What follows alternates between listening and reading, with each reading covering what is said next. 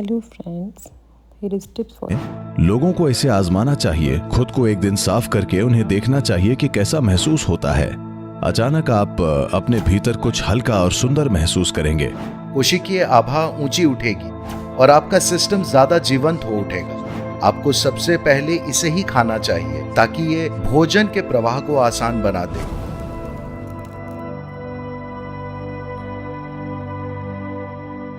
देखिए, अगर आप मानव शरीर को भीतर से जानते, आप खुद ही इस पर गौर करते। बस देखिए कि जब पेट में खाना मौजूद होता है तब शरीर कैसा महसूस करता है, और जब पेट खाली होता है तब शरीर कैसा महसूस करता है। आप पाएंगे कि आपका शरीर और दिमाग बेहतरीन रूप से काम करते हैं जब पेट खाली होता है। अगर आपका पाचन तंत्र लगातार भोजन पचाने में लगा हुआ है तो स्वाभाविक है कि ऊर्जा की एक खास मात्रा उसमें जा रही है। तो आपका शरीर और आपका दिमाग दोनों अपने बेहतरीन स्तर पर काम नहीं करेंगे। थोड़ा थोड़ा खाने की वजह से शायद आपको आलसपन महसूस न हो, लेकिन आप पाचन की प्रक्रिया को रोक नहीं सकते। भोजन करने के बाद जब पाचन की प्रक्रिया शुरू होती है तो हर जानवर नीचे बैठ जाता है। वो बस बैठ जाते हैं क्योंकि दूसरी चीजों के लिए पर्याप्त ऊर्जा नहीं बचती है, चाहे वो मांसाहारी हो या शाकाहारी हो। हर जानवर खाने के बाद नीचे बैठ जाता है, और ये इंसानों के लिए भी एक प्राकृतिक जरूरत है। खाने के बाद वो बैठ जाना चाहते हैं क्योंकि दूसरी चीजों के लिए पर्याप्त ऊर्जा नहीं है। अब आपको लगता है कि दिन में थोड़ा थोड़ा खाकर आप पूरा दिन एक्टिव रह सकते हैं। आप रह सकते हैं, लेकिन अपनी पूरी क्षमता के साथ नहीं। अगर आप अपनी पूरी क्षमता का इस्तेमाल करना चाहते हैं तो आप अपने शरीर और उसके मेटाबॉलिक प्रोसेस को इस तरह से बनाकर रखिए कि चाहे आप जो भी खाएं, जो कुछ भी खाएं, 1.5 से 2.5 घंटे के अंदर आपका पेट खाली हो जाना चाहिए। योग हमेशा इसी चीज पर जोर देता है कि 1.5 से 2 घंटे के अंदर आपका पेट खाली हो जाना चाहिए। पेट खाली होने का मतलब भूखा होना नहीं। जब ऊर्जा का स्तर नीचे चला जाता है केवल तभी आपको भूख लगती है, नहीं तो आपका पेट खाली ही होना चाहिए। जब पेट खाली होता है, पेट यानी पेट की थैली, भोजन आंत के दूसरे भागों में चला जाना चाहिए। आंत में प्रक्रिया बिल्कुल अलग है। वो पाचन नहीं है, वो ऊर्जा को ग्रहण करना है। उसमें ज्यादा ऊर्जा नहीं लगती, पाचन प्रक्रिया में लगती है। जब खाना पेट की थैली में मौजूद हो तो बेहतर है कि आप अपनी गतिविधि को कम कर लें। अब अगर सारा दिन आपके पेट में खाना मौजूद रहेगा तो आप अपने जीवन की पूरी क्षमता कम कर लेंगे। एक पहलू और है, जब पेट में खाना मौजूद होता है और पाचन प्रक्रिया चल रही होती है तो सफाई तंत्र काम करना लगभग बंद कर देती है। 80% तक उसका काम रुक जाता है। जब मैं सफाई तंत्र कहता हूं तो ये कोशिकाओं के स्तर पर है। शरीर का जो शुद्धिकरण हो रहा है वो लगभग 80% तक रुक जाता है, या यूं कहें कि वो सारी गंदगी जो शरीर के बाहर निकलनी थी वो अब नहीं निकलेंगी, जो कुछ समय के बाद आपके लिए तरह तरह की समस्याएं पैदा करेंगी। और अगर आप अलग अलग समय पर खाते हैं तो आपकी आंतों की सफाई की प्रणाली असरदार तरीके से काम नहीं करेगी, क्योंकि वेस्ट मैटर किसी खास समय पर बड़ी आंत में नहीं आते, ये अलग अलग समय पर आते हैं, तो आपको उसमें भी प्रॉब्लम्स होंगी। इसीलिए आपका पेट भी पूरा दिन साफ नहीं रहेगा। पेट साफ न होने का मतलब है आप प्रॉब्लम्स को न्योता दे रहे हैं। आपका पेट हमेशा साफ रहना चाहिए। योग में ये बहुत ही महत्वपूर्ण है।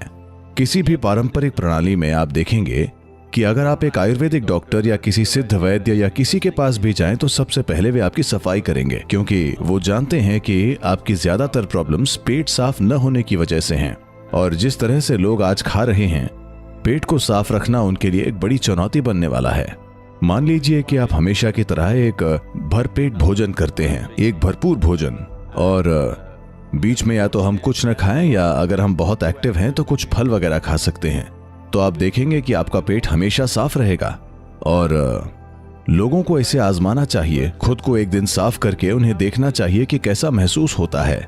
अचानक आप अपने भीतर कुछ हल्का और सुंदर महसूस करेंगे। हर दिन आपको इसी तरह महसूस होना चाहिए। जोधपुर से सोनिया कहती हैं कि पारंपरिक रूप से घी हमारे भोजन का एक अभिन्न अंग रहा है, पर हमारी सुस्त जीवन शैली को देखते हुए क्या इसे हमारे भोजन में शामिल करना समझदारी है या हमें इसे छोड़ देना चाहिए? अब घी में कई उपयोगी चीजें हैं। वो जोधपुर से आती हैं जो वास्तव में रेतीली भूमि है। ऐसी जगह में घी बहुत बहुत महत्वपूर्ण है, क्योंकि अगर घी में ये क्षमता है आमतौर पर हमें इसे समझना चाहिए। आज हम इसे कई सारी चीजों के साथ मिला रहे हैं, घी और चीनी, घी और कार्बोहाइड्रेट और सब कुछ। आमतौर पर पारंपरिक रूप से घी को पहले निवाले के रूप में खाया जाता था। विचार ये है कि वे जोधपुर से आती हैं और अगर वे दाल बाटी खाती हैं, Well, it's soaked in ghee.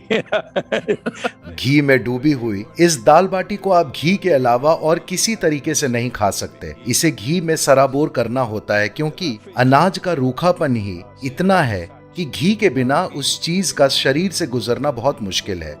और घी के साथ पहला निवाला खाने का विचार यह है कि घी एक चिकनाई वाला पदार्थ है जो पूरी आहार नली को चिकनाई देता है। आपको सबसे पहले इसे ही खाना चाहिए ताकि ये भोजन के प्रवाह को आसान बना दे। और भारत में एक कारण ये भी है कि कई तरीकों से मिर्च भारत का मिजाज है, ठीक है? So, तो खास तौर से राजस्थान में मिर्च you know, because क्योंकि अगर एक ऊंट भी खाता है तो ये स्वादिष्ट होना so चाहिए। it is really तो वहाँ सच में मिर्च पर बहुत जोर दिया जाता है। जब आप बहुत मसालेदार भोजन खाते हैं तो उसे खाने से पहले आपके भोजन मार्ग पर घी की परत चढ़ाना बहुत अच्छा है। आंध्र प्रदेश में, राजस्थान में, दूसरी कई जगहों पर जहाँ कहीं भी बहुत गर्म मसालेदार भोजन होता है, वहाँ घी खाना भारतीय परंपरा का एक हिस्सा रहा है। उसे अलग रख दें तो घी का महत्व ये है कि ये आहार नली को साफ रखता है। देखिए, शारीरिक और मानसिक रूप से स्वस्थ रहने का एक जरूरी पहलू ये है कि आपका पेट साफ रहना चाहिए। अगर आप किसी आयुर्वेदिक डॉक्टर या एक सिद्ध वैद्य के पास जाते हैं, अगर आप ये भी कहते हैं कि आप मानसिक रूप से परेशान हैं, तो वे आपके साथ पहली चीज, आपको रात में नींद नहीं आती, सबसे पहले वे आपकी सफाई करेंगे, क्योंकि इन सभी चीजों के लिए साफ पेट का होना बहुत जरूरी है। तो जो व्यक्ति घी का उचित तरीके से सेवन करता है उसका पेट हमेशा साफ रहेगा, क्योंकि वहां कुछ नहीं चिपकता, वहां कुछ भी लंबे समय तक नहीं ठहरता। आज पेट का कैंसर, आंत का कैंसर बहुत ज्यादा हो रहा है। ऐसा नहीं है कि आप इसे पूरी तरह रोक सकते हैं, पर अगर एक निश्चित मात्रा में घी का सेवन किया जाए तो ये घटना बहुत कम होगी। और घी सही गुणवत्ता का ही होना चाहिए। मुझे नहीं पता आज लोग कौन सा व्यावसायिक घी खा रहे हैं, पर अगर इसे उचित तरीके से गाय या भैंस के दूध से बनाया जाए तो इसके कई महत्वपूर्ण फायदे हैं। एक खास फायदा है कि आप कह रहे हैं कि ये एक आयुर्वेदिक सम्मेलन है। मेरे ख्याल से मैं ऐसा कहने की स्वतंत्रता ले सकता हूँ। ये सिस्टम के भीतर आभा को बढ़ाता है। कोशिकीय आभा ऊंची उठेगी और आपका सिस्टम ज्यादा जीवंत हो उठेगा, जो कि लोगों के साथ आपके व्यवहार में प्रकट होगा। ये सिर्फ घी खाने की वजह से नहीं है।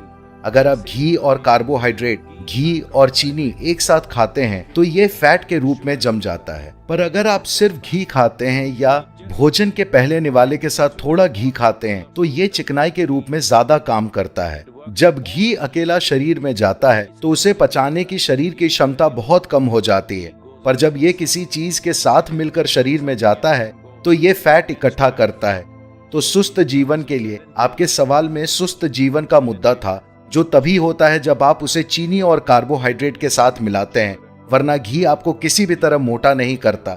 ये आहार नली में एक चिकनाई वाले पदार्थ के रूप में ज्यादा काम करता है।